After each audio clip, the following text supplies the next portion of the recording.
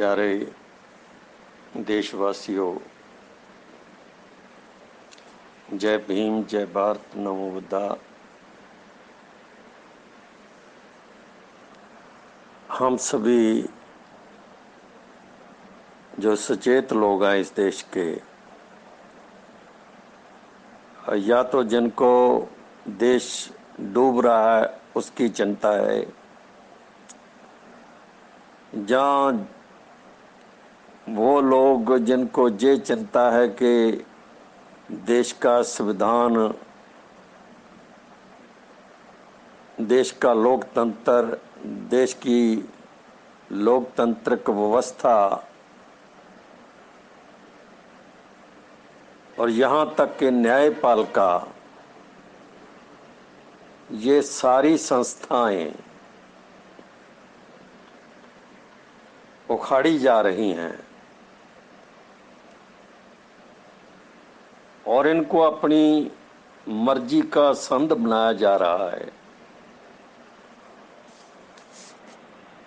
जैसे संविधान इनको स्थापित करता है, कानून इसको स्थापित करता है,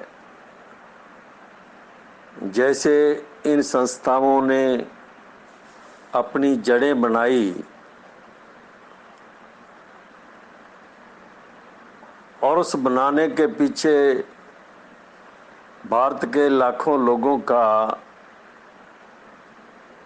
और बाबा साहब डॉक्टर अम्बेडकर वर्गे महान चिंतक का दिमाग था,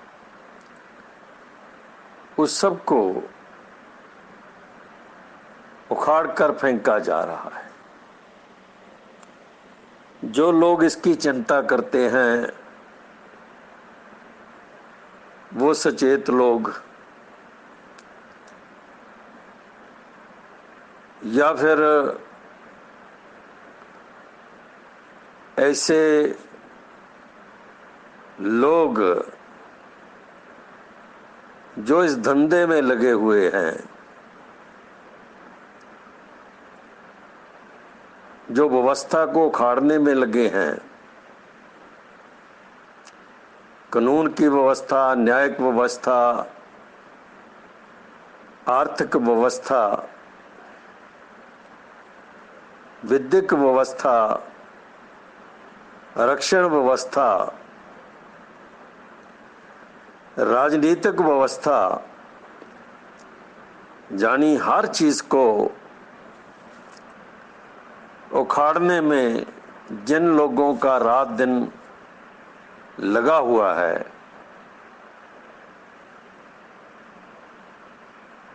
वो लोग और या फिर जिनको ऐसे उधेड़ बुन में, टूट फूट में अपने पेट की, अपने परिवार की अपनी व्यक्तिगत चिंता है, वो लोग जाग रहे हैं। बाकी पूरा भारत, चाहे वो विद्वानों का भारत हो, चाहे वे बुद्धिमानों का भारत हो, चाहे वे पढ़े लिखे कर्मचारियों का भारत हो, चाहे फौज में, चाहे पुलिस में और चाहे कहीं भी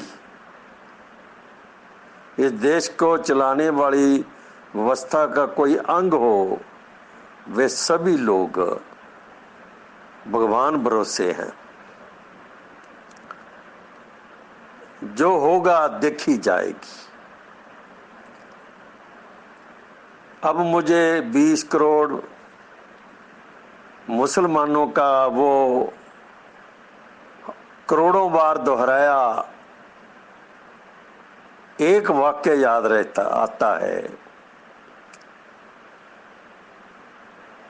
कि वही होगा जो मंजूर खुदा होगा। यहां तो खुदा का किया कुछ नहीं हो रहा।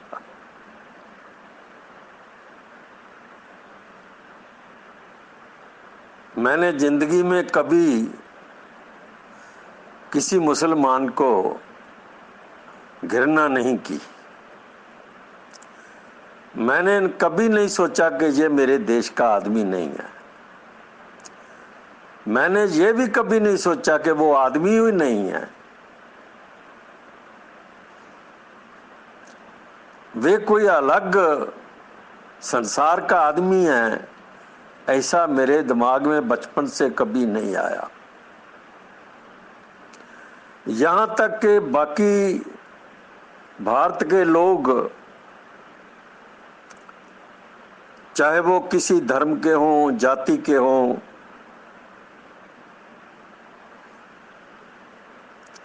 या किसी प्रदेश के हों, किसी अलग पहरावे से हों, अलग बोली से हों, मुझे कभी नहीं लगा कि वो आदमी नहीं है, और मैंने कभी किसी को घृणा नहीं की। मगर बाद में जैसे जैसे हम पढ़ते गए, बात को समझते गए, ब्राह्मणों के ग्रंथों को और ब्राह्मण की नीयत को समझते गए, तब से हमें लगने लगा कि यहाँ इस देश में अलग अलग लोग रहते हैं जो एक दूसरे को घृणा करते हैं। और ये घृणा का पाठ अगर सच कहें तो ब्राह्मण का पाठ है।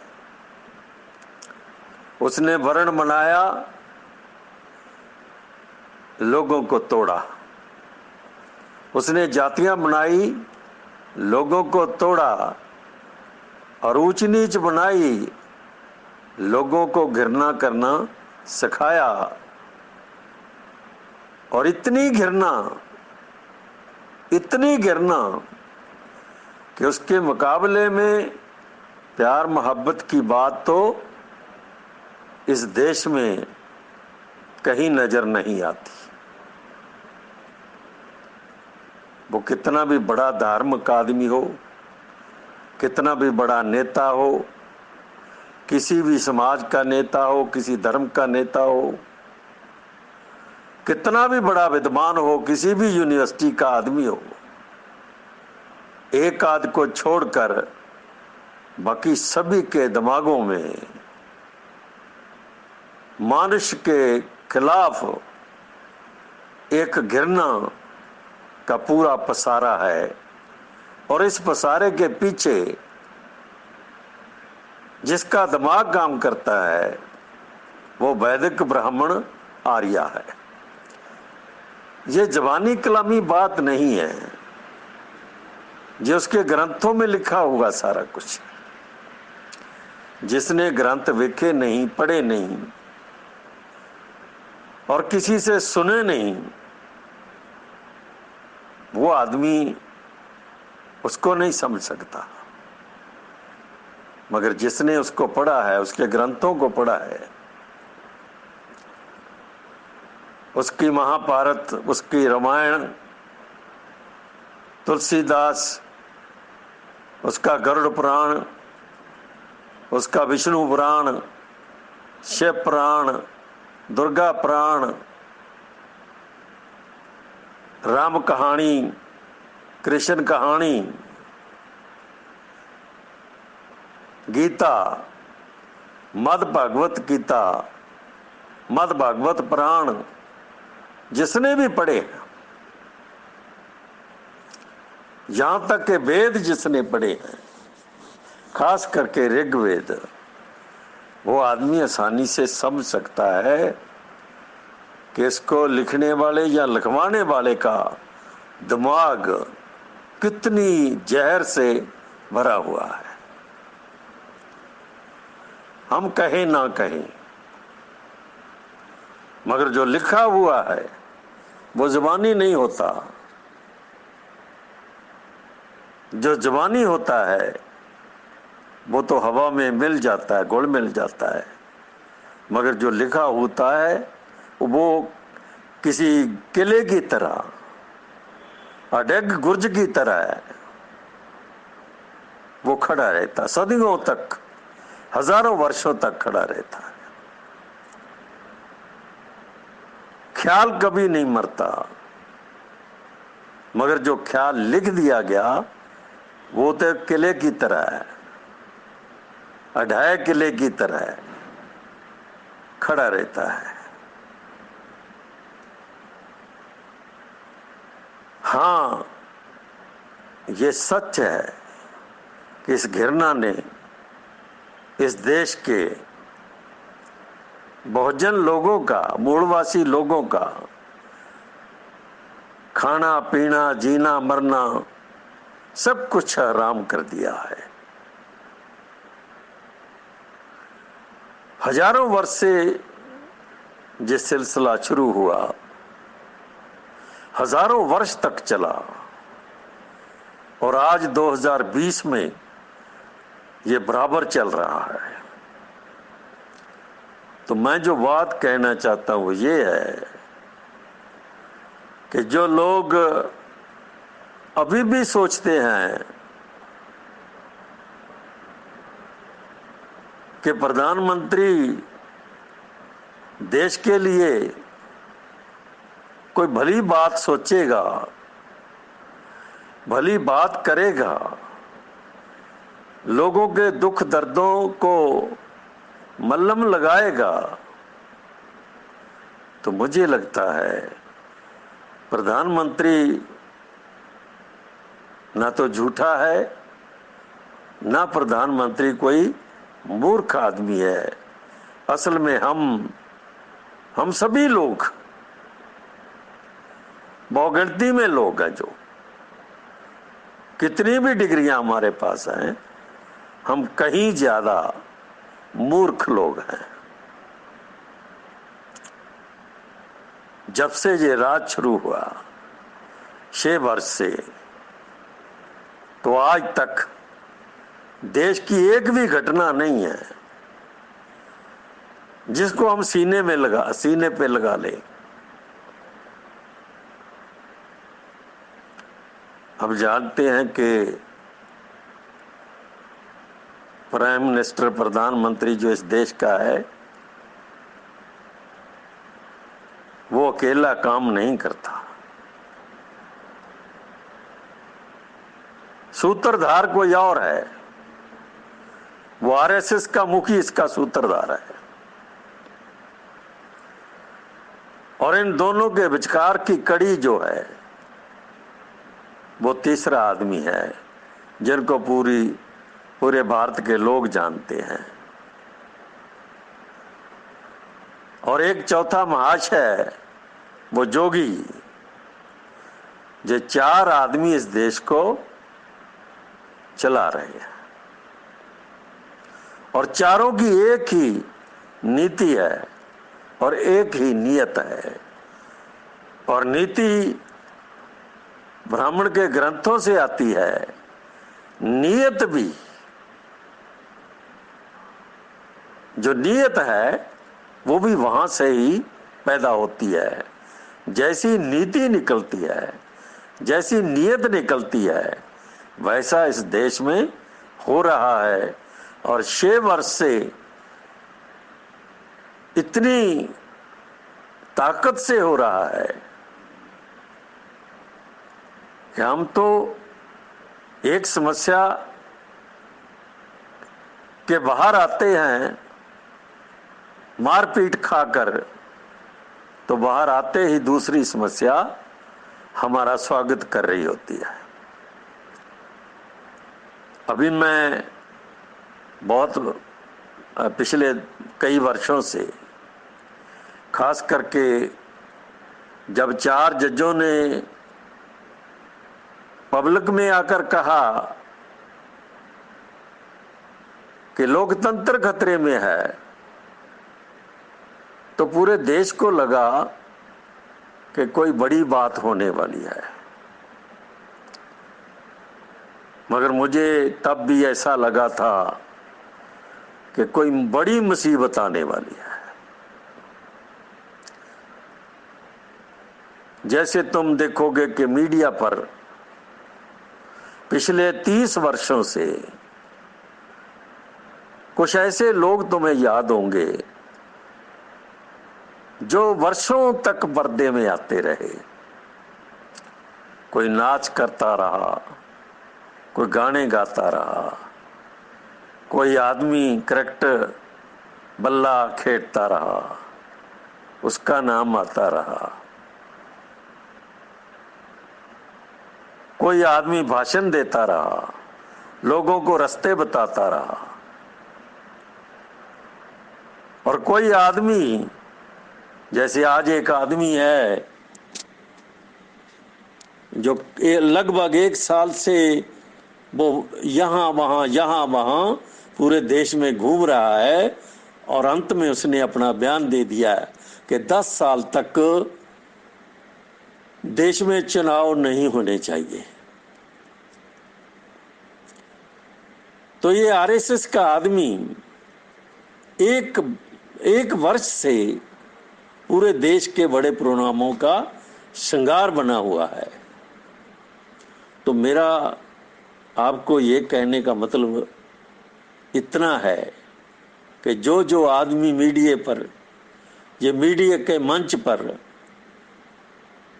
आता है और फिर ज्यादा जोर से अपनी बात रखने के लिए लोगों को संबोधित होता है, और हर रोज संबोधित होता है, वो एक दिन संसद में पहुंच जाता है। एक मुझे मिलिट्री का जनरल याद है, उसका नाम मुझे अभी याद नहीं आ रहा, आप सभी जानते हैं उसे, जिसने दलितों को कुत्तों से तुलना दी थी।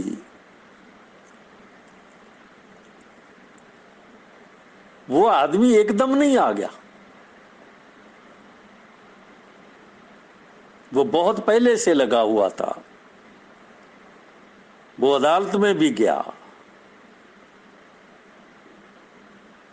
वो दूसरे लोगों को रोकने के लिए लगा रहा, और अंततः वो आरएसएस का आदमी, इस देश का जनरल, जब कोई आरएसएस का आदमी हो तो देश के लोगों का क्या होगा, कैसे युद्ध लड़े जाएंगे, और कैसे उसमें पता नहीं कौन कौन मारा जाएगा, ये हमारी बात समझ में आनी चाहिए। कर्नल पुरोहित जैसे आदमी अगर एटीएस चीफ करकरे की मौत ना की जाती और वो इसी देश के किसी गद्दार की गोली से ना मारा जाता, जिसकी पूरी रिपोर्ट अभी भी सुप्रीम कोर्ट में पड़ी है, तो जितने ये आदमी आज हवा में उड़ रहे हैं, हो सकता है कि ये हवा में भी ना होते और धरती पर भी ना होते और इनको फांसी पर लटका दिया जाता। इतनी बड़ी गद्दारियां करने वाले लोग बच निकलते हैं, ये एक सिस्टम है।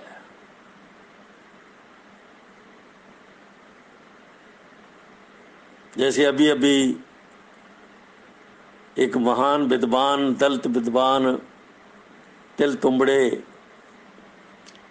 उसको मैंने आज देखा, वो सिखों के पीछे, सलाखों के पीछे है, वो लोगों का आदमी है, उसको नक्सलवादी घोषित कर दिया।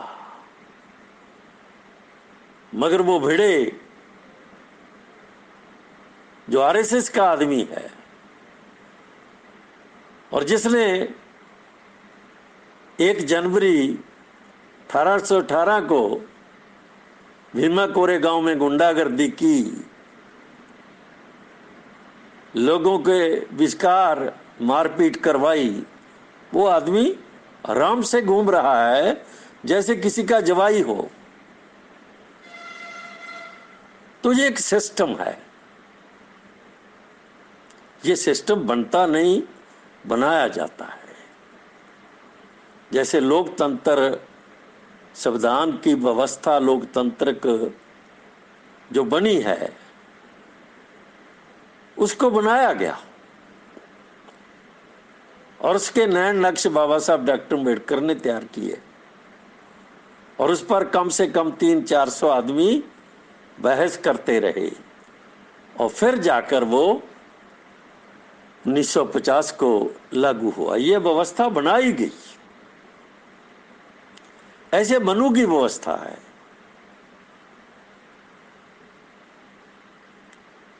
वो ब्राह्मण ने बनाई है, मनु ब्राह्मण ने बनाई है।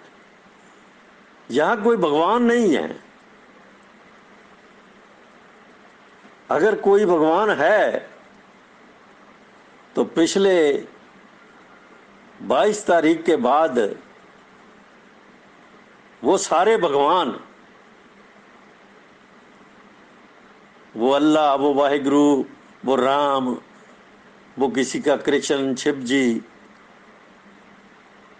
किसी का गॉड, वो कभी दिखाई नहीं दिए। एक भी दिखाई नहीं दिया कभी।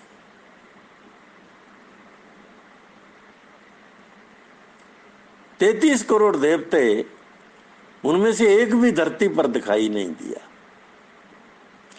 कल मैं एक बच्चे को, जो नौजवान बच्चा था, उसको हथौड़ी लिए अकेले अकेले देवता को तोड़ते देखा मैंने। कभी विष्णु को तोड़ा, कभी कृष्ण को तोड़ा, कभी राम को तोड़ा, कभी देवी दुर्गा देवी को तोड़ा, कभी हनुमान को तोड़ा, कभी शिव जी को तोड़ा, कभी गणेश को तोड़ा। उसने जितने भी देवी देवता या कोई और भगवान उसने अपने दीवारों पर सजा रखे थे, वो एक एक करके तोड़ा और वो बोल रहा था कि इतना कुछ हो गया, हमको रोटी नहीं मिलती, पानी नहीं मिलता, हम जिंदगी भर तुम्हारी पूजा करते रहे और आज जब तेरी जरूरत पड़ी है तू कहीं दिखाई नहीं देता, तो हमारे जीवन का कभी कुछ संवारने नहीं आया, तो तेरा क्या करना है? अब तेरा क्या करना है? ये बात वो कहता है कि अब तेरा क्या करूं मैं, और फिर थोड़ी सी उसको तोड़ देता है, एक कचरे के डब्बे में फेंक देता है। ये असली तस्वीर है आज के भारत की। तो ऐसी स्थिति में अभी मैं खबर सुन रहा था कि बॉम्बे रेलवे स्टेशन पर कम से कम 3-4 लाख लोग यूपी, बिहार या दूसरी जगह के फंसे हुए हैं। इसी तरह 10 लाख 15 लाख लोग दिल्ली में फंसे हुए थे। हमें लगता है कि वो भूख के मारे भाग रहे हैं। आम आदमी सोचता है कि भूखा प्यासा है, अब कहां जाए, घर ही तो जाएगा। मगर ये बात समझना इतनी आसान नहीं है कि इस देश के 40-50 करोड़ लोग, जिनको सुबह से शाम तक कमाना होता है, शाम को खाकर फिर सुबह निकल जाना होता है काम पर, और फिर शाम को कमा कर लाना होता है, फिर सुबह निकल जाना होता है, उन लोगों को बर्बाद करने का एक बहुत बड़ा षड्यंत्र है ये।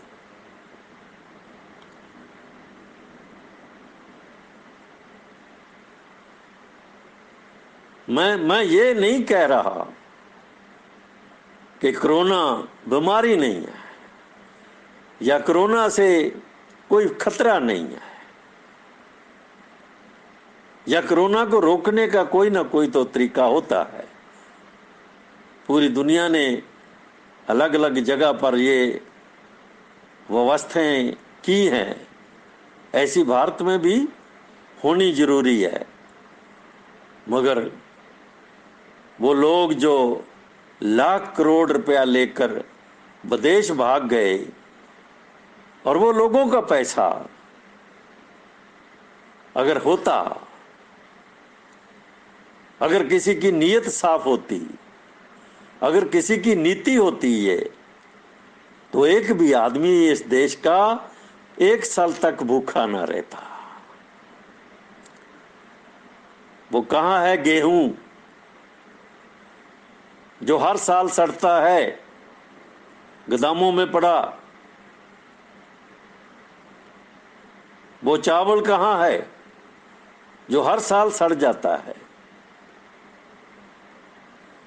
और ये वो वक्त है जब पूरी धरती की, भारत की धरती पर जितनी फसल बोई गई वो आज कटी जाएगी, कट रही है वो, और मंडियों में अनाज भरेगा।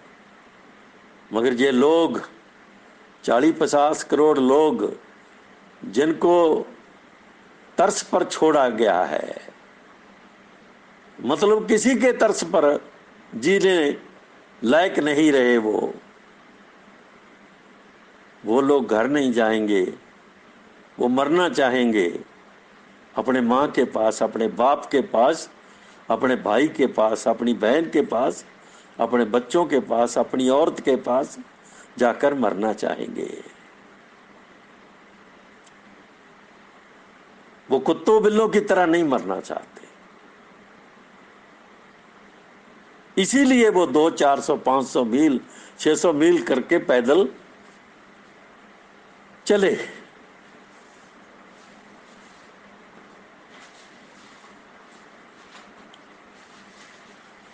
और उसके बाद कुछ बसें चली, कुछ गाड़ियां चली, मगर उनको मौका नहीं मिला कि आसानी से वो घर पहुंच जाए। अब मेरा दिमाग में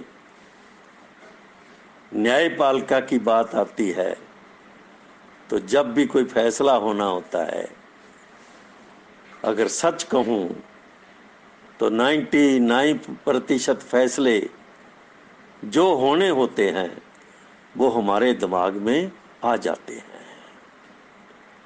अब तो हो गया, ऐसा हो गया, ये रोज की कहानी है, रोज होता है ये, वर्षों से हम देखने लगे हैं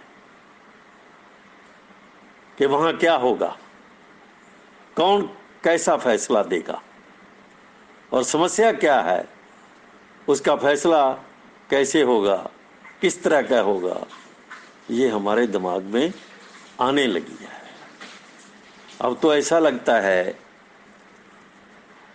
कि सुप्रीम कोर्ट में या हाई कोर्ट में फैसला बाद में आता है, हमारे दिमाग में फैसला पहले आ जाता है। ये जरूरी नहीं कि पूरा सच हो, मगर ऐसा है कि हम सोचने लगे हैं कि फैसले क्या आएंगे, कल इस देश को क्या क्या देखना पड़ेगा, कैसी कैसी मुसीबतें झेलनी पड़ेगी, और कैसे कैसे हालातों से गुजरना पड़ेगा। अभी तो बहुत खतरनाक हालत दिखने वाले हैं। ये आदमी जो कह रहा है कि 10 साल तक चुनाव ना हो, ये आदमी वैसे ही नहीं बोल रहा, इसके पीछे आरएसएस का पूरा तंत्र बोल रहा है। वो एक आदमी के जरिए, एक आदमी के मुंह से वो आरएसएस की बात निकल रही है।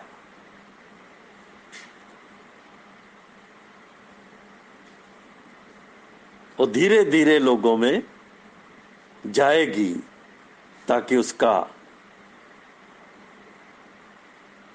कोई ज्यादा विरोध, बड़ा विरोध ना हो।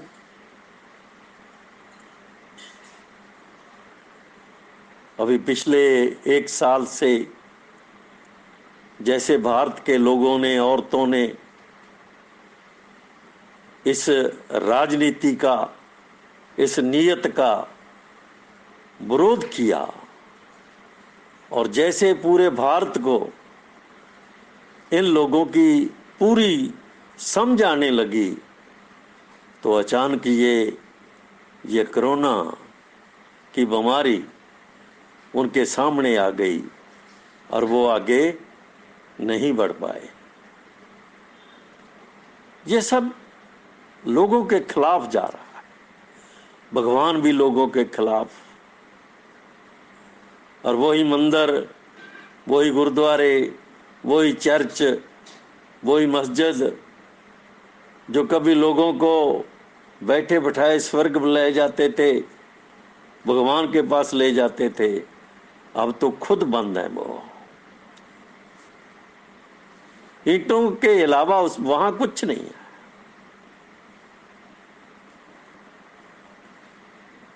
अभी आज की खबर देख रहा था मैं कि एक ब्राह्मण ने, हो सकता है छोटा मंदिर हो उसका, यहाँ 200-400 रुपया बनता हो, उस आदमी ने, जब जे मोदी ने, प्रधानमंत्री ने कुछ दिनों का और ऐलाननामा पढ़ दिया है तालाबंदी का, और उस आदमी ने खुदकशी कर ली है। एक ब्राह्मण ने खुदकशी कर ली। जिस ब्राह्मण को हाथ लगाते पाप लगता था वो खुदकशी कर गया अपने आप।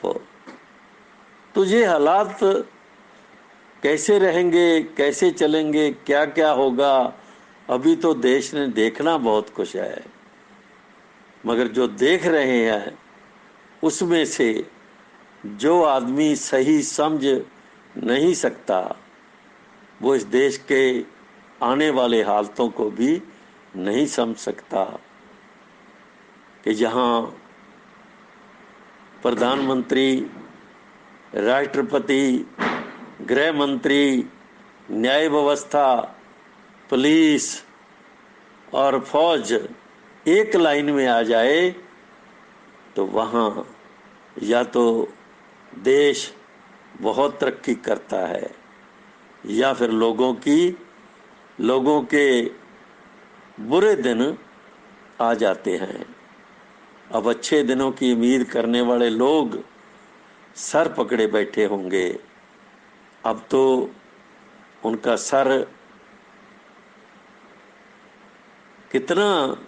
कितनी देर तक रहेगा, बचकर रहेगा, ये देखना है इस समाज ने, इस देश ने, इस देश के लोगों ने।